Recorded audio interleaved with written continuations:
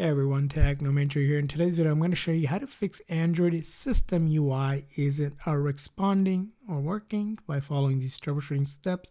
So let's get started. Very first thing when this happens, just go ahead and restart your phone. You can do it by pulling the top menu and click on the power icon and restarting it. You can use the volume down and the side button together at the same time and doing a restart. A restart fixes anything that's a problem with it. Now, if it's frozen, you want to press and hold down both the side button and the power down button for about 20 seconds or so, or until the screen goes completely black and the logo shows up for a forced reboot. Now, if you're still having the issue, let's say you did a restart, you're going to go to your setting, and then from there on, you're going to go to apps, and then look to see if you have the System UI app listed here. On this device, I don't, but if you were to have it, it's going to show up here in your search.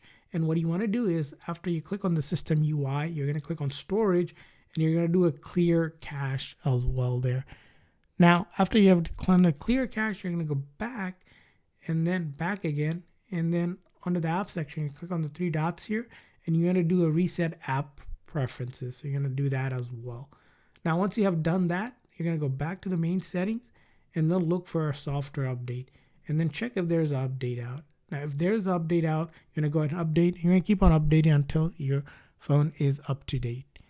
And then another thing you also want to do is go ahead back to your main thing, settings. You're going to want to go to a device care or look for your storage.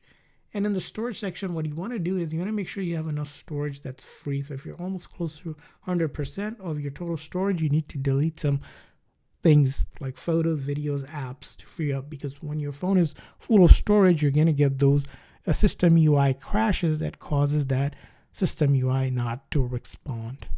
So go ahead and try those. And after that, I hope your video is fixed for your phone, and if so, please consider the like and subscribe button for more tips and tricks, and thanks for watching.